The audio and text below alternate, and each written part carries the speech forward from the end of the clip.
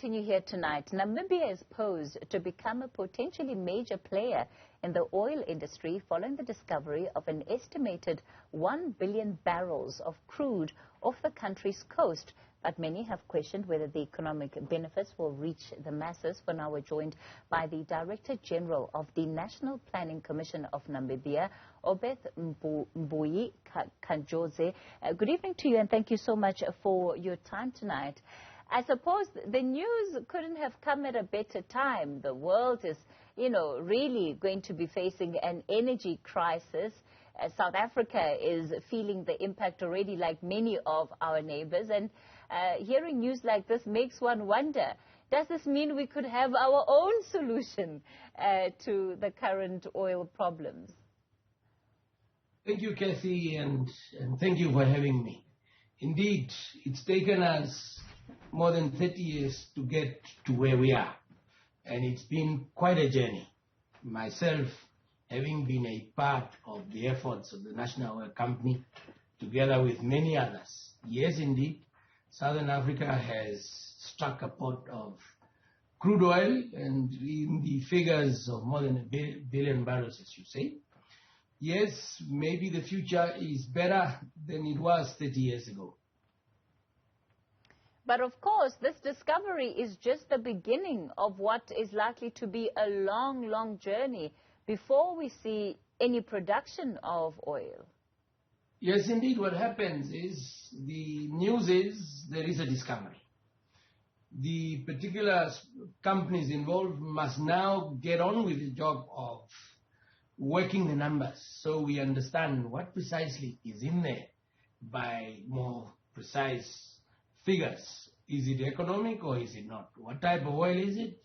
That we still need to do. So the work lying ahead means that they must delineate the size of the field, and they must constrict the pay zone. Where at depth below seabed are we, and how thick is that zone where it all is stored? So there's a few years before we really can see where. Somewhere between 4, 5 to 6, 7, 8 years, thereabout.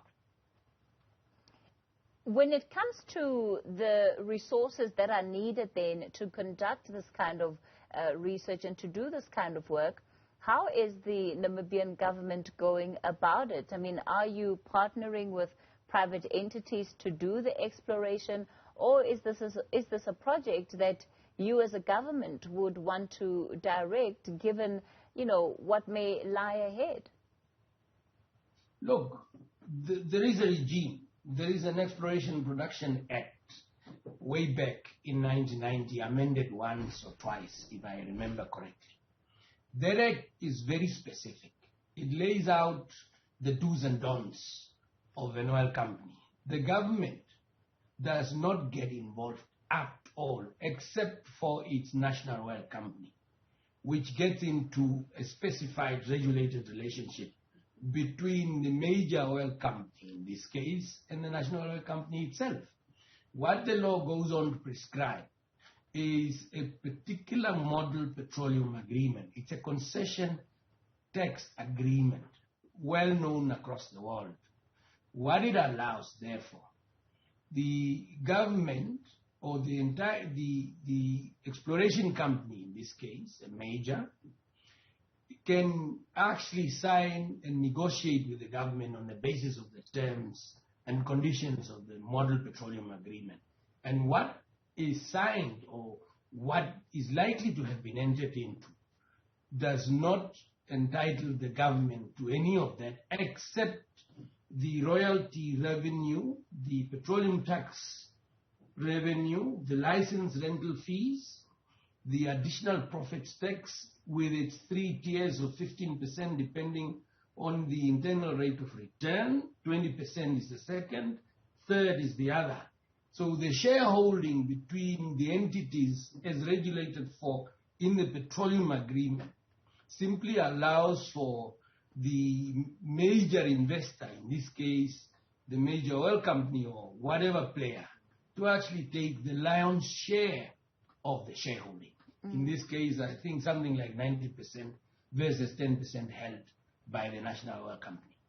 That really is how the government is involved. Other than the rigmarole of the entirety of the safety mechanisms, the safety aspects around the development of the field, to the extent that it protects the environment, the ecosystems, the marine ecosystems, and all the rest of it, through the Environmental Management Act.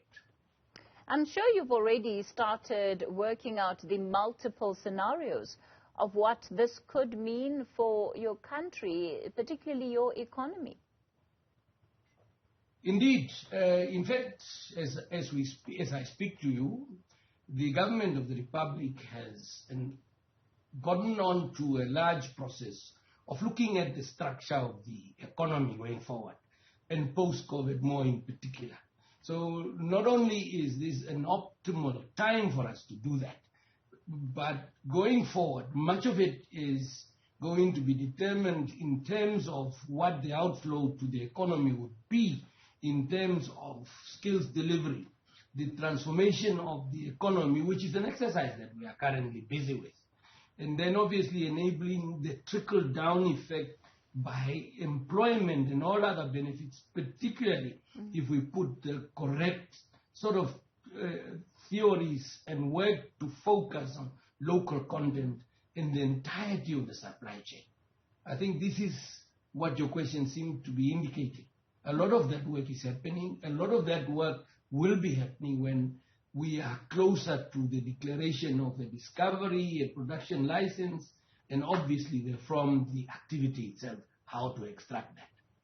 Of course, we are also living at a time where a lot of the focus is turning to a green transition, and what are some of the fossil fuels that we need to use, or the alternative, energy sources that we need to be using that are more carbon friendly going into the future. It's interesting that Namibia is also positioning itself as a key provider of green hydrogen. This is a space where so much activity is actually part of the calendar of the government of the Republic of Namibia. We've managed to actually latch onto it, develop and open up areas where potentially investors are actually interested. Our cup is full to the brim in terms of the interest that we are doing. The work that we are actually doing involves or entail the following. We are developing a green hydrogen and ammonia strategy.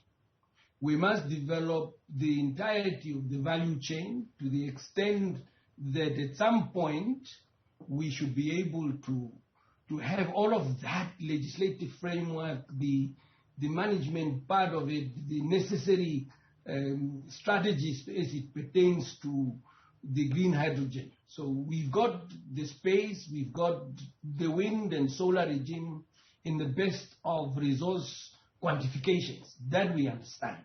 We've got the sea next to us. We have a port that we've identified. We've actually gone on to issue a request for proposal for piloting, and that work has been done. It's awarded. We are now in the negotiation phase as to how it all is going to look in governing that relationship between the investor company and the government of the Republic. As if that's not enough, we've gone on to actually struck a few MOUs insofar as it is concerning the funding of all of this work. We have money with a government partner from the European Union that will help fund scholarship programs, strategy, as I said before, and obviously a huge chunk of that funding will go into an active construction of pilot plants in these designated areas. Obeth Mbui Kand-Joze is the Director General at the National Planning Commission of Namibia. So certainly some exciting developments happening for that country in the energy sector.